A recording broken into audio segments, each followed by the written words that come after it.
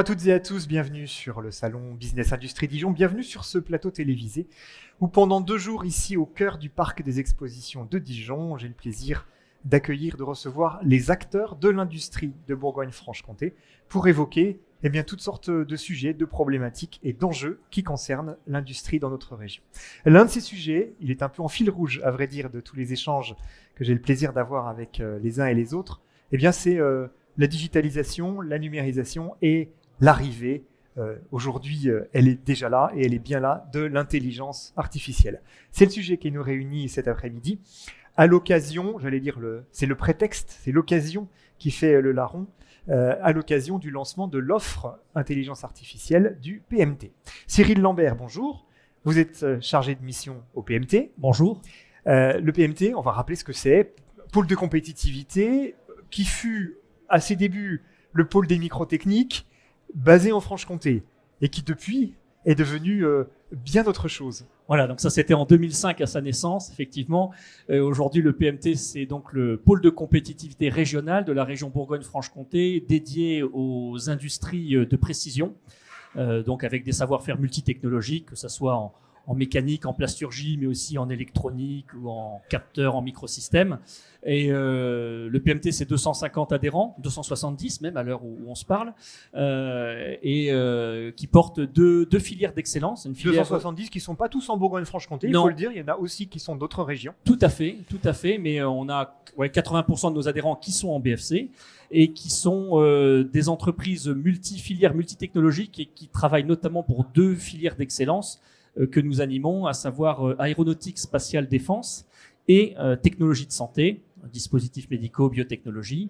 Et donc au quotidien, le PMT accompagne ses adhérents sur de l'aide à la structuration, financement et labellisation de projets d'innovation, également au développement de business avec l'organisation de rencontres d'affaires et de réseautage. Et c'est aujourd'hui le sujet de notre plateau télé sur des transitions industrielles et notamment l'intelligence artificielle. Transition, innovation, mise en réseau, l'IA qui arrive aujourd'hui. Vous lancez une offre IA au PMT. En quoi consiste-t-elle ? Alors, l'acte de naissance de cette offre IA, ça a été un événement que nous avons organisé cette année, le 20 juin à Besançon, le printemps de l'IA. L'objectif était de démystifier les questions d'intelligence artificielle auprès des PME industrielles et de les acculturer. Donc cet événement s'ancre dans le paysage, puisque on a eu une première édition réussie avec 160 participants. On en aura une deuxième édition en 2025. Et pour faire vraiment, pour que nos adhérents s'approprient l'intelligence artificielle au quotidien, nous complétons cette offre événementielle par une offre de prestations en partenariat avec des experts qui sont aujourd'hui avec moi sur le plateau. Voilà. L'idée étant, quel que soit le niveau de maturité auquel se situe une PME industrielle, qu'elle puisse engager un processus de transformation IA, avec une participation financière du PMT, donc il y a le côté incitatif pour se lancer dans des choses qui sont assez nouvelles et qui peuvent faire peur, et avec des experts qualifiés. Donc pour ça, nous avons trois prestations que nous lançons officiellement sur Business Industrie. La première est une offre de découverte de l'IA avec la plateforme Quatrium du CETIM à Mulhouse. Donc ça sont pour des entreprises qui vont chercher des sources d'inspiration avec des démonstrateurs IA appliqués en milieu industriel sur de vrais postes de travail, appliqués au contrôle qualité et à la détection de défauts. Donc ça, c'est une journée d'immersion en contexte réel. Et puis à côté de cela, nous avons également une offre pour des entreprises qui sont novices, on va dire, en matière d'IA, et qui cherchent à identifier un cas d'usage prioritaire. Donc ça, c'est l'offre Quick Start IA que nous développons avec CBTW. Et puis pour des entreprises qui ont déjà identifié un sujet en particulier, celui de la transmission des savoir-faire techniques dans l'entreprise, nous avons une solution packagées à leur proposer, mise en place en partenariat avec la société Araïco, qui permet de capter les données et de transmettre les savoir-faire en interrogeant un chatbot. Donc 3 solutions graduées, si je comprends bien. La première, un peu dans l'esprit initiation-découverte. La deuxième, on commence à travailler la mise en place ou le projet dans l'entreprise. Et la troisième, c'est vraiment son déploiement. Voilà, et avec comme socle de consolidation de ces 3 expériences, eh bien un club IA qui va permettre aux entreprises de partager leur expérience, de rencontrer d'autres entreprises qui ont déployé des solutions et de rencontrer des experts de manière informelle et conviviale. Et ça, c'est quelque chose qu'on prévoit 2 à 3 fois par an. Pourquoi lancer cette offre? C'était une demande de vos adhérents, une demande que vous avez perçue lors du printemps de l'IA, par exemple? Oui, tout à fait. Je voudrais revenir sur quelques chiffres, quelques données macro, et là, c'est pas le PMT qui parle, puisque c'est une enquête nationale. À mi-2024, il y avait 5% des entreprises de taille intermédiaire, des ETI industrielles, qui utilisaient au quotidien les outils d'IA générative. 31% de ces ETI estiment qu'elles n'ont pas la compétence en interne pour déployer ces outils, mais en même temps, 61% d'entre elles ont identifié ces outils d'IA générative comme étant vecteurs de transformation positive ou très positive. Oui. Donc on voit bien en analysant ces chiffres et l'écart qu'ils comportent, le besoin d'accompagnement des entreprises industrielles et le besoin d'une mise en relation avec des experts qualifiés qui vont aider ces entreprises industrielles à identifier la solution IA la plus appropriée et à la déployer. Autrement dit, la culturation, elle est en train de se faire. Ça y est, le pli est pris. Il faut sauter le pas, il faut lever les obstacles. On en est là aujourd'hui. On l'inscrit dans le paysage, exactement, et on accompagne nos adhérents parce que l'IA... Tout le monde en parle, il y a aussi un grand nombre d'acteurs, donc les entreprises peuvent être un petit peu perdues. On ne sait pas par quel bout prendre le sujet, ou on en a encore un peu peur, d'après vous. Comment vous ressentez l'attitude des entreprises par rapport à ce sujet? Il y a beaucoup d'entreprises qui nous font leur tour suivant, c'est oui, l'IA, tout le monde en entend parler, mais moi, je ne vois pas concrètement à quoi ça peut m'être utile. Parce que l'entreprise va peut-être avoir en tête une application de l'IA qui est centrée sur, par exemple, le contrôle qualité produit. Mais l'IA, ça peut aussi intervenir pour faciliter le traitement de demandes commerciales, l'établissement de devis.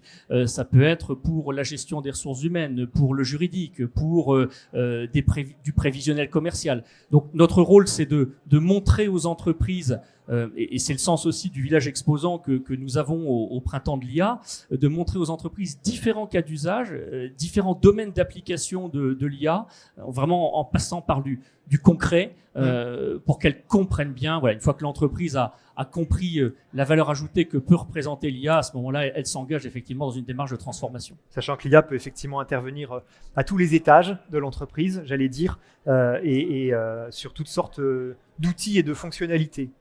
À votre droite se trouve l'une des 2 entreprises partenaires que vous évoquiez tout à l'heure, Cyril, dans le lancement de cette offre IA.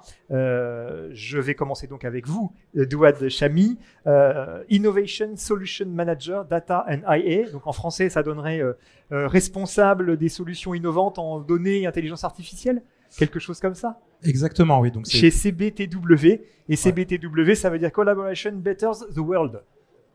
Bien, marque mondiale, vous êtes présent sur 9 grands blocs d'expertise. On ne va pas tous les citer, mais dedans, il y a évidemment l'intelligence artificielle. Et puis, vous êtes personnellement à la tête de l'équipe qui, en France, s'occupe des data et de l'IA. Vous vous êtes rencontrés avec le PMT, je crois que c'était au printemps de l'IA, précisément. On s'est rencontrés à l'occasion du salon avec Cyril. Donc moi, c'est Daoud, responsable de l'équipe Data et IA en France, surtout IA en fait.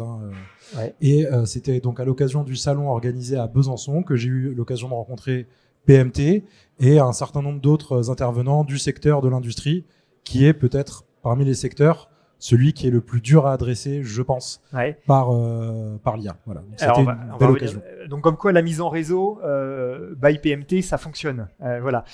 Pourquoi vous dites que c'est un secteur qui est difficile à adresser? Alors déjà, globalement, est-ce que vous avez le sentiment que l'IA aujourd'hui, ça y est, les mentalités ont évolué, les entreprises sont prêtes à sauter le pas si elles ne l'ont pas déjà fait?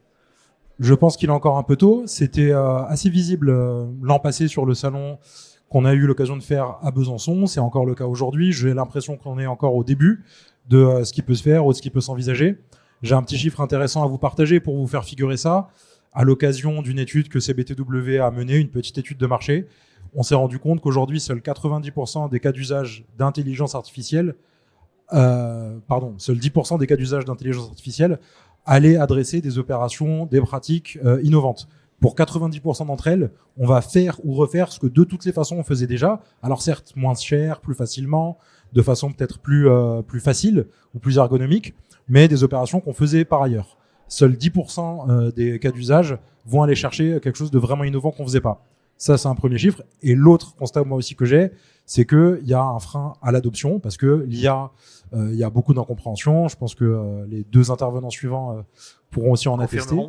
Ouais, il y a de l'incompréhension, il y a un besoin de se former, il y a un besoin de s'acculturer. Et c'est aussi un sujet sur lequel on se lance pas peut-être aussi facilement qu'on le souhaiterait. Donc, il y a besoin d'un accompagnement un peu plus stratégique. Il y a besoin de prendre de la hauteur. Voilà, donc autant de freins qui font que les choses vont peut-être pas aussi vite que ce qu'on pouvait se le figurer. Mais voilà, donc on est là pour faciliter les choses.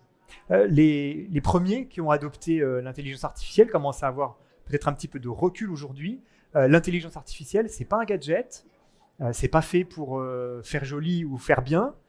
Concrètement, ça crée de la valeur dans l'entreprise. Aujourd'hui, on peut affirmer que grâce à l'IA, les entreprises sont plus compétitives, plus productives, plus performantes et gagnent de l'argent. Oui, alors il y a pléthore de chiffres, je pense, qui permettent d'attester de ça. On a des chiffres sur combien ça représente en milliards, combien ça va représenter en milliards, la croissance qui peut être espérée. Bon, ça, c'est des chiffres qu'on peut avoir du mal un petit peu à se figurer ou à appréhender. Moi, de mon point de vue d'expert qui intervient auprès des sociétés, pour dire très rapidement, je prétends pas avoir de définition clé en main de ce qu'est l'IA, mais l'IA, c'est les moyens qu'on se donne pour arriver à faire du traitement d'informations informel. Ça peut paraître un peu abscon dit comme ça, mais essentiellement, l'IA vient permettre, dans un SI, dans un système d'information, vient permettre d'adresser et de traiter des données qui échappent un peu au formalisme des machines traditionnelles, que ce soit à travers du code ou que ce soit à travers des composants un peu plus simples. Et en fait, le gain de productivité, il ne faut pas forcément l'attendre dans faire plus vite ou faire plus longtemps une tâche qu'on fait déjà. Il faut surtout aller le chercher dans la capacité maintenant qu'on a à aller faire du traitement d'informations selon des procédés informels. Donc, quand on ne sait pas le coder ou quand on ne sait pas le faire sur un circuit imprimé, par exemple. Une entreprise aujourd'hui qui veut se lancer dans un projet impliquant de l'IA, par quoi elle doit commencer? On dit souvent, par exemple, que la clé du système, la clé du machin, c'est la donnée. Il faut commencer, avant même de réfléchir à ce qu'on peut injecter comme outil d'IA, commencer par mieux ranger, mieux classer, mieux ordonner ses propres données. C'est par ça qu'il faut commencer? Alors ça, c'est toujours bien à faire, IA ou pas, mais plus sérieusement, c'est de moins en moins un prérequis. Que je m'explique. Sur l'IA plus traditionnelle, où on allait en effet prendre de la donnée pour modéliser quelque chose, en vue de prédire le résultat d'un procédé industriel, par exemple.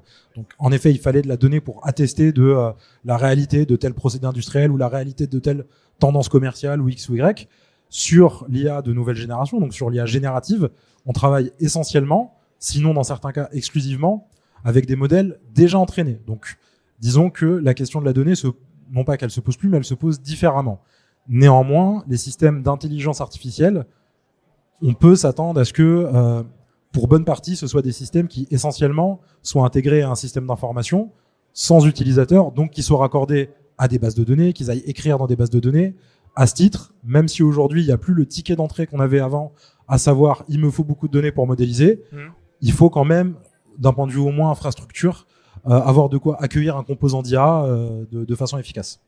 CBTW, donc l'un des deux partenaires du PMT dans cette offre IA que vous nous avez présentée, Cyril. L'autre de vos partenaires, c'est Araïko. Mathieu Dupont est directeur de la business unit Chiro. Chiro, c'est l'un des produits d'Araïko, celui dont vous vous occupez. Alors Araïko, une entreprise qui a 5 ans d'existence maintenant, vous accompagnez les PME industrielles dans le déploiement de solutions d'intelligence artificielle. Vous êtes basé à Lyon, vous êtes 40 collaborateurs, dont une dizaine de docteurs. Donc on est sur du public qui est capable de créer de la solution et une dizaine de développeurs. Chirou, au sein d'Araïco, qu'est-ce que c'est? Alors Chirou, c'est notre tout premier produit sur étagère. Parce qu'en fait, jusqu'à maintenant, historiquement, effectivement, donc Araïco a 5 ans, on fait du sur-mesure. Et en fait, du sur-mesure, c'est très vaste. Et il y a pas mal de freins à l'entrée, c'est-à-dire qu'il faut, dans un premier temps, étudier, faire un diagnostic chez les entreprises, savoir où est-ce que l'IA peut apporter de la valeur. Et ce qu'on a constaté avec ces diagnostics, c'est que certaines entreprises avaient des besoins assez rapidement, ce qu'on appelle un quick win. Et 4 à 5 ans sur le terrain, c'est aussi beaucoup de remontées du terrain de la part de chefs d'entreprise qui sont notamment anxieux vis-à-vis de différentes problématiques comme les départs à la retraite. Beaucoup d'experts partent à la retraite et donc ils partent aussi avec leurs connaissances tacites, un savoir-faire précis, notamment dans l'industrie, parfois dans des procédures de soudage dans le nucléaire ou des choses comme ça. Des savoir-faire précis aussi dans l'aéronautique. On travaille beaucoup avec l'aéronautique. Ouais. Et donc, on a décidé, avec toutes ces remontées-là, de créer une solution disponible sur Internet, sous forme d'application, mais disponible sur son ordinateur, sa tablette, son téléphone, où on pourra en fait suivre toute la chronologie d'une connaissance, c'est-à-dire commencer par capter la connaissance. Un expert, par exemple, un exemple parmi tant d'autres, mais qui va bientôt partir à la retraite et qui a un savoir-faire unique dans l'entreprise. Et ce savoir-faire constitue aussi le capital de l'entreprise. Eh bien, elle va tout simplement parler avec l'application de manière tout à fait naturelle, comme si elle parlait avec un collègue. Et tout ce qu'il va dire va être capté et l'IA derrière va le structurer, le synthétiser pour créer ce qu'on appelle une fiche de connaissance. Cette fiche de connaissance va permettre deux choses. Déjà de pérenniser cette connaissance ad vitam aeternam. Si l'expert ensuite part, eh bien, la connaissance restera à l'entreprise, dans l'entreprise. Et puis aussi, cette connaissance pourra être, in fine, partagée avec ses collègues, parce que de l'autre côté, dans l'application Chirou, il y a un chatbot intelligent qui permet encore une fois de parler comme avec son collègue sur, par exemple, comment je suis devant une pièce métallique sur laquelle il y a de la corrosion, qu'est-ce que je dois faire? Je ne connais pas le process. Et bien là, Chirou pourra lui restituer toutes les connaissances des experts de l'entreprise sur ce qu'il faut faire, comme une conversation avec un humain. Voilà. Ça remplace l'humain quelque part? Ou c'est complémentaire encore de l'humain? C'est complémentaire dans la mesure où Chirou permet surtout d'avoir la bonne réponse au bon moment, au bon endroit. Donc on ne se soustrait pas aux humains parce qu'il les faut encore pour apprendre, constituer une base de connaissances et puis aussi apprendre sur le terrain. Il y a de l'amélioration continue et donc mettre à jour toutes ces fiches de connaissances. Mais ça ne remplace pas l'humain. Nous, on le voit aussi par exemple parfois sur des chantiers en extérieur. Si quelqu'un est à l'arrêt parce qu'il ne sait pas comment réagir face à une situation, et bien plutôt que de devoir déranger d'autres personnes, que le chantier s'arrête ou la chaîne de production s'arrête, là il peut tout simplement demander à l'application comme si c'était un humain. Donc ça aide en fait à avoir une bonne information au bon moment. Voilà. La formation, la transmission des connaissances, on le comprend bien, c'est un enjeu. En tout cas, c'est ce qui a justifié la création de ce produit que vous proposez aujourd'hui. Quels sont les autres usages de l'IA que vous êtes amenés à déployer dans les entreprises industrielles ? Alors, soit en process industriel, soit dans les bureaux ou dans le management?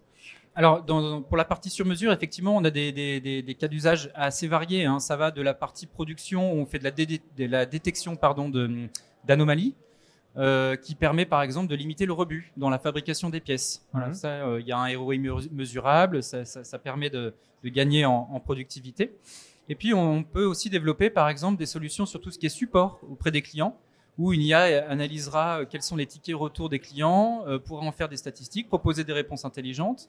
On a aussi travaillé sur des sujets pour les acheteurs dans l'industrie, avec un sourcing intelligent qui permet une prise de décision. Donc ça permet aussi c'est comme un assistant en fait, qui permet de prendre de meilleures décisions. Et plus le temps passe, plus les données sont engrangées sur l'historique de l'entreprise, sur ce qu'elle fait. Et plus les décisions sont assistées de manière intelligente, encore une fois. Voilà. L'acculturation, aujourd'hui, on en est où? Est-ce que vous avez le sentiment que ça y est, les entreprises sont réceptives à ce type d'offre? Oui, on en parlait un petit peu tout à l'heure. Il y a deux freins aujourd'hui dans le développement de l'intelligence artificielle auprès notamment des acteurs de l'industrie. Le premier, c'est qu'est-ce que l'IA? C'est souvent ce qu'on entend sur le terrain. J'en entends parler de partout, mais qu'est-ce que c'est? Donc on fait en fait des sessions d'acculturation qui est en fait la phase la plus en amont de notre offre, qui est qu'est-ce que l'IA? À quoi ça peut servir potentiellement? Comment on peut l'utiliser? Est-ce que c'est intéressant ou pas dans votre cas? Voilà. Et puis le deuxième cas, le deuxième frein, c'est comment, sous quelle forme, par par où commencer en fait concrètement, par quel cas d'usage dans mon entreprise. Voilà, ça c'est une difficulté chez les chefs d'entreprise, notamment dans l'industrie, c'est identifier par où commencer en fait. Et est-ce que ça peut être intéressant? C'est pour ça que en amont il y a la culturation, puis après il y a un diagnostic en interne pour savoir précisément ce qu'on peut faire pour eux. Et puis il y a la question du prix. Est-ce que ces technos sont aujourd'hui abordables? Et est-ce que le lancement de Chirou, précisément, produit sur étagère, a priori moins cher qu'un produit sur mesure, va contribuer en tout cas à rendre plus accessibles ces technos? Alors, deux réponses déjà pour la partie sur mesure. On essaie de faire en sorte que ce soit abordable dans la mesure où c'est un investissement avec retour sur investissement. Voilà, c'est pas un prix, c'est pas juste une dépense.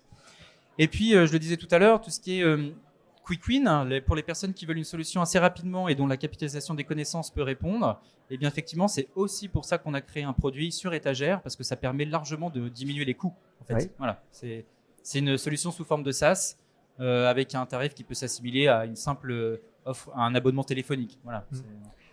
Tout à fait. Et avec une accessibilité, j'allais dire, pour les salariés, les collaborateurs, y compris les nouveaux collaborateurs de l'entreprise, aisés, c'est-à-dire sans qu'il y ait besoin d'envisager de formation lourde. Oui, c'est dans l'ADN de Chirou, le produit, c'est la simplicité. D'ailleurs, trop simple, c'est même parfois un peu déroutant parce que c'est aussi un nouveau cas, c'est une nouvelle manière d'utiliser la technologie. Par exemple, on constate avec nos premiers utilisateurs que quand ils veulent chercher une information, ils vont la rechercher comme s'ils la recherchaient sur Google. Donc, ils vont par exemple machine-outil. Et voilà. Sauf que là, faut vraiment poser la question.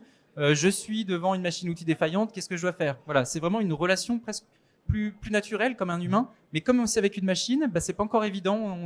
Voilà, c'est assez marrant. Mais effectivement, c'est très simple d'utilisation. Je suis sûr qu'on s'y fait très vite. Alors, comme on parlait de productivité et d'intérêt très concret pour l'entreprise, on va donner la parole à Cyprien Mélian, qui est le fondateur et dirigeant de la société Livdeo. Vous êtes à Besançon, 9 collaborateurs à ce jour, plus 27 agents IA. Et dans votre entreprise, il y a des humains et puis il y a des agents IA. Comment ça se passe dans les bureaux, Cyprien? Oui, merci de cette magnifique question. En effet, on évoque souvent justement le sujet de comment est-ce que l'IA, dans une entreprise qui fait de l'IA, comment est-ce qu'on l'intègre? C'est vrai, un vrai sujet. Nous utilisons en effet des outils IA et des solutions que nous déployons IA depuis 2017 pour l'univers de la culture, du patrimoine, du tourisme. Mais pour revenir à votre question, nous avons contractualisé particulièrement l'année dernière tous les collaborateurs avec une obligation d'utiliser des outils IA que nous mettons à disposition. Et c'est les fameux agents. Eh bien, l'objectif était de gagner en efficacité, 30%, en réduisant de 30% le temps de travail et en augmentant de 30% le taux horaire. L'objectif était d'identifier une opportunité où l'IA dans nos équipes va finalement nous aider en termes d'efficacité, de temps que l'on gagne, tout en garantissant finalement que le retour sur l'investissement, il est le même, donc le taux horaire. Donc ça se passe plutôt bien. Ça se passe plutôt bien. En tout cas, ça vous a permis de développer et de lancer la commercialisation de votre produit phare qui s'appelle Dict.ai. 6000 utilisateurs aujourd'hui et c'est en très forte croissance. C'est une solution qui permet alors d'enregistrer, de traiter les informations données lors d'une réunion ou d'un séminaire, d'une conférence. Et d'en faire une transcription ou une synthèse ou un résumé plus ou moins long. C'est une solution que vous avez bêta-testée depuis plusieurs mois, qui fonctionne bien aujourd'hui. Vous en êtes où dans ce développement, Cyprien? Alors en effet, Dict.ai, c'est une solution que l'on a souhaité, en effet, qu'elle s'adapte d'abord aux situations dans le monde réel. Ça veut dire pas forcément une solution qui avait comme objectif la visioconférence. On a tous eu l'occasion, en effet, d'observer lors d'une visioconférence qu'il y avait un agent qui était là, un bot, une espèce de robot qui participait avec nous et qui transcrivait des choses. Eh bien, ça, il y a pas mal de solutions qui proposent beaucoup américaines et autres, même françaises. Eh bien, la problématique, c'est que finalement, c'est quelque chose où on est encore derrière un écran. Et quid de nos discussions aujourd'hui, ici? Comment est-ce qu'on va traiter un enregistrement avec un seul micro tout en essayant d'identifier qui a dit quoi. Parce qu'une retranscription, c'est une chose, mais une retranscription qui peut durer plusieurs heures, jusqu'à 5-6 heures de retranscription, en identifiant les parties prenantes, ceux qui ont dit les choses. Là, c'est très complexe. Pourquoi? Ici, nous avons pas mal d'éléments de bruit autour, ce qui est normal. On est dans une salle plutôt grande. Comment est-ce qu'on traite l'audio de telle sorte qu'on extrait des informations et des marqueurs de tonalité spécifiques à chaque intervenant, indépendamment des bruits et des éléments autour. Donc, Dict va permettre en effet d'obtenir cette retranscription, mais surtout d'obtenir des documents professionnels d'analyse. Dans le développement, en effet, aujourd'hui, plus de 6000 utilisateurs, 80% en France, beaucoup Amérique latine, États-Unis et Europe. Et donc, nous avons également une offre qui va répondre à une problématique très importante de confidentialité. C'est le fameux petit boîtier, en fait, qui fait qu'on n'a pas besoin d'envoyer ces données quelque part, Dieu sait où, mais que ça peut être traité dans une pièce fermée, hermétique. Exactement. Imaginons avoir un cube qui va consommer comme une ampoule, les anciennes, pas les nouvelles, pas les LED, les anciennes, 50 watts. Eh bien, l'ensemble des modèles IA tournent dans ce petit boîtier et donc répondent, font l'analyse, le traitement à la fois de l'audio jusqu'à obtenir les documents professionnels dans un environnement hors Internet. Ça, c'est quelque chose que vous avez dû développer parce que les clients vous ont fait part de leur réticence, de leur crainte par rapport à la confidentialité, à la sécurité des données. C'est aujourd'hui une nécessité si on veut développer l'IA dans les entreprises. Je pense qu'en effet, aujourd'hui, c'est déterminant de passer un petit peu l'étape de la magie. L'élément magique, ChatGPT, ouais, c'est super, il va me répondre de manière incroyable, mais des fois, il va bien halluciner. Ça, c'est un sujet. Les données, on oublie où vont les données par ce côté magique. Eh bien, il faut qu'on dépasse là. Notre objectif, c'est d'être dans le mouvement d'après et de proposer des solutions qui, ne nécessitent pas pour l'utilisateur final d'être un expert de l'IA, du prompting, c'est-à-dire de définir correctement le contexte d'une demande, et appuyer sur quelques boutons et obtenir quelque chose qui nous fait gagner du temps. Avec Dict aujourd'hui, on estime jusqu'à 4 heures par semaine de temps gagné en traitement de compte rendu, d'analyse de pilotage projet, de carte mentale et ainsi de suite. Donc la réalité aujourd'hui de la confidentialité, de l'éthique et de la souveraineté des données devrait et va être centrale, partout. Est-ce que vous confirmez, Douad et Mathieu, que c'est une problématique qui se pose aujourd'hui ou qui est en train d'émerger? Oui, donc moi je suis d'accord avec Cyprien. Aujourd'hui, beaucoup de nos clients l'expriment, donc voilà, on sait qu'il faut s'en servir, mais parcimonieusement, puisque il y a la RGPD ou la CNIL ou le EU AI Act, etc. Donc les clients sont bien conscients de ça. Pour autant, ils sont pas encore, je pense, très sachants sur les tenants et les aboutissants de ces réglementations-là ou de ces risques. Donc là, il y a un enjeu déjà à se former sur l'IA. Bon, ça c'est un sujet à part entière. Je pense que les autres intervenants seraient d'accord. Mais il y a aussi un enjeu à se former sur les réglementations, le stockage en fait. Très concrètement, ça, les stockages et les traitements. Je vais redonner un dernier chiffre avant de laisser répondre les autres intervenants peut-être. Sur l'étude que CBTW a pu mener, on a observé que moins de 30% des cas d'usage identifiés utilisaient de la donnée qui était soumise à la RGPD CNIL ou qui pourrait être soumis, de ce qu'on peut encore en comprendre, au EU AI Act. Et en dépit de ça, 100% de mes clients vont me dire « Ah, mais c'est stocké où, c'est traité comment, etc. » Donc je pense que les clients sont conscients, mais pas encore complètement formés. Mathieu, une dernière question pour vous. Il y a une espèce de paradoxe dans l'échange qu'on a. C'est l'IA, c'est des solutions qui sont très facilement utilisables. Vous nous avez évoqué Chirou qui permet un dialogue comme si on était avec un copain autour d'un café. Et en même temps, il faut se former. Il faut se former à l'IA. C'est pas si simple que ça. C'est pas si évident que ça. C'est un paradoxe seulement en apparence. C'est là le défi en fait quand on développe des solutions en intelligence artificielle, c'est de la rendre accessible à absolument tout le monde. Et donc nous par exemple, je vais rester sur l'exemple Chirou évidemment, mais ça a été et c'est là où c'est difficile, c'est de faire simple. Ouais. Et donc l'acquisition, prendre l'habitude d'utiliser ce genre de solutions, il faut que ça s'amène en fait par le développement de nos solutions de manière intrinsèque. Dans la solution, il faut que ce soit naturel. Et donc il n'y a pas besoin d'apprendre à savoir l'utiliser. Et c'est ça aussi l'avantage de l'IA, c'est qu'on peut la modeler pour qu'elle puisse être simple d'utilisation, la plus naturelle possible. Voilà. Intuitif et naturel. Voilà, merci à tous les trois pour vos témoignages et pour l'expertise que vous déployez auprès des entreprises. Cyril, on conclut et on rappelle cette offre IA que vous lancez. Ces 3 niveaux en tout cas, avec les 2 partenaires qui sont présents à vos côtés. Voilà, et une offre qui est amenée à évoluer. Là, on teste cette offre dans les mois qui viennent. Elle évoluera notamment sur d'autres fonctions et métiers d'entreprise, voilà, d'autres fonctions support. Et puis, on donne rendez-vous au tissu des entreprises industrielles le 10 avril. Au prochain printemps de l'IA. Voilà, 2e édition printemps de l'IA, le 10 avril 2025. À Besançon, la date est notée dans nos agendas. Merci beaucoup à tous les 4. Merci à vous de nous avoir suivis. Je rappelle que l'ensemble de nos rencontres sur ce plateau télévisé sont à revisionner en replay sur la chaîne YouTube du salon Business Industrie Dijon. Bonne journée, bon salon.